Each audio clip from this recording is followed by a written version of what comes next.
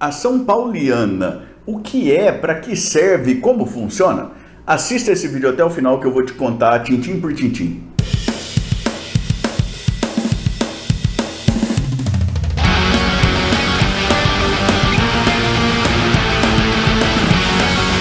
Eu sou o professor Thiago Caversan e compartilho semanalmente, aqui mesmo no canal, vídeos relacionados à teoria e à prática do direito, como esse vídeo de hoje em que eu falo sobre a ação pauliana, e isso já a partir de vários anos de experiência como advogado e também como professor universitário.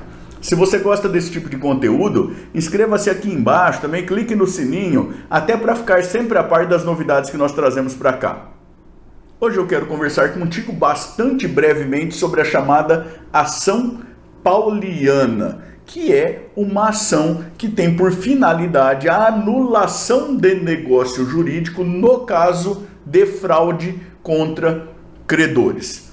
E aí a gente vai procurar entender isso então em cada uma das suas partes, o exatamente quando que cabe, por que é que ocorreu e quais as consequências, tá certo? Então, o que a gente tem por trás é a prática de um negócio jurídico que se considere fraude contra credores. Ô professor, mas como que é que isso acontece?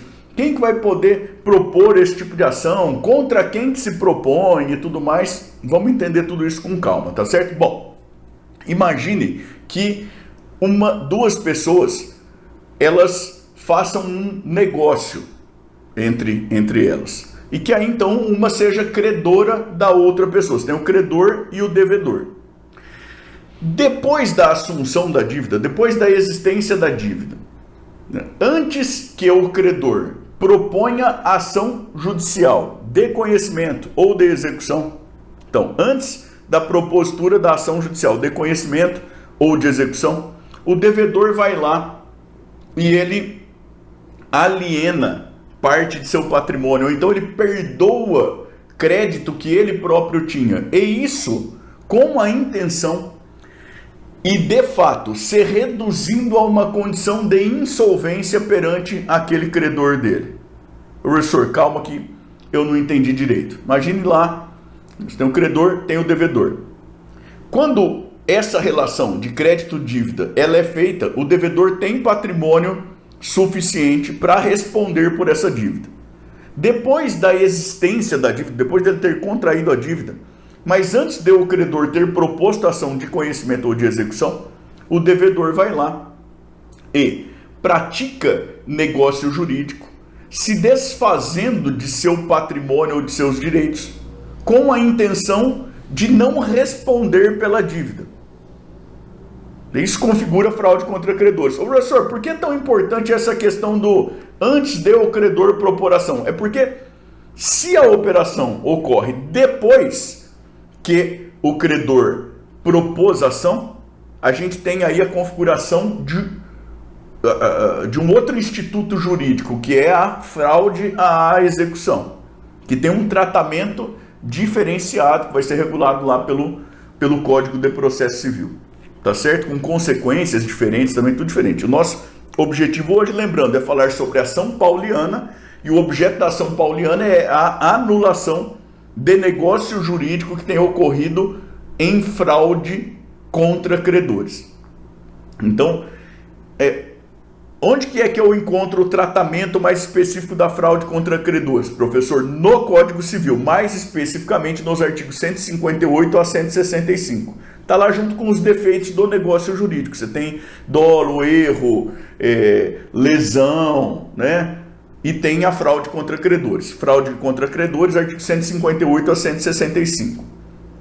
Se eu tenho a prática de um negócio que supostamente configura fraude contra credores, o instrumento jurídico que o credor tem para procurar a tutela de seus próprios direitos é a ação pauliana, que é justamente o objeto do papo hoje, tá certo? Detalhes importantes. Para que a gente tenha a configuração da fraude contra credores, não basta que tenha havido um negócio de alienação de patrimônio, né? de renúncia de direito creditório, esse tipo de coisa. É necessário que por meio desse negócio o devedor de fato tenha se reduzido a uma condição de insolvência. Né? Imagine, devedor deve lá 10 mil, ele tem um monte de patrimônio, terrenos, ele tem apartamentos, né? Ele tem um monte de dinheiro em banco, um monte de veículos e tudo mais. Ele vai lá e vende um carro, isso não reduz ele a uma condição de insolvência. Então o negócio não configura fraude contra credores. Então o que a gente precisa ter para a configuração de fraude contra credores? O negócio tem que ser posterior à constituição da dívida, anterior à existência de ação de conhecimento ou de execução sobre aquela dívida. O negócio tem que, de fato, reduzir o devedor a uma condição de insolvência em relação àquela dívida. Colocar ele em uma condição em que ele não tem patrimônio suficiente em nome próprio para responder por aquela obrigação. Beleza? E terceiro, tem que, em regra, né, a gente vai ver que, por exemplo, no caso de renúncia de crédito que ele fizer, não precisa ficar evidenciada a má-fé. Mas, em regra, né, quando a gente está falando de venda e compra e tudo mais, tem que ficar aí demonstrado um chamado concilium fraudes, que é um combinado entre o devedor e o adquirente do bem que ele alienou, né, ou pelo menos o conhecimento do adquirente desse bem da intenção do próprio devedor de se reduzir a uma condição de insolvência perante a obrigação que ele já anteriormente tinha. Tá certo? Detalhes que são importantes em relação à própria ação pauliana, né? O que é que se busca com a ação pauliana? Nós já mencionamos algumas vezes, mas é importante frisar isso, né? Qual a consequência do reconhecimento e da declaração judicial por meio da ação pauliana da fraude contra credores? É a anulação do negócio. Você vê isso lá no artigo 171, inciso 2º do Código Civil também, né?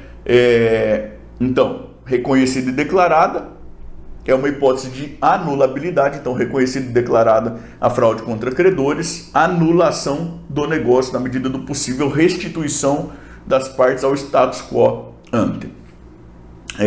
Prazo para a propositura da ação pauliana está lá no artigo 178, é isso mesmo, 178, inciso 2º do próprio Código Civil, 4 anos a partir da celebração do negócio, tá certo? E por fim, lembrar que, para a gente colocar um salzinho maior de processo mesmo aqui, né? A gente lembrar que a gente, quando vai propor a ação pauliana, você tem como autor o credor que está se vendo frustrado, e no polo passivo da ação, a gente tem um litisconsórcio passivo necessário entre o devedor da obrigação perante esse credor e também o terceiro adquirente, inclusive para que a ele se possam aplicar, né, os efeitos da coisa julgada. Isso você pode ver lá no artigo 506 do Código de Processo Civil sobre os limites subjetivos da coisa julgada, né? Mas também você vai ver aqui essa hipótese de litisconsórcio necessário lá no artigo 114 do próprio Código de Processo Civil, tá certo? De maneira bastante resumida mesmo, que a gente tem de um tratamento geral da ação pauliana, é isso aqui. A ação pauliana é ação judicial que tem o objetivo anulação de negócio jurídico realizado em fraude contra credores. O tratamento da fraude contra credores está lá nos artigos 158 a 165 do Código Civil. A consequência é a anulação do negócio jurídico. O prazo prescricional é de 4 anos a partir da celebração do negócio. É uma ação que tem litisconsórcio passivo necessário entre o devedor e o terceiro adquirente. Tá certo?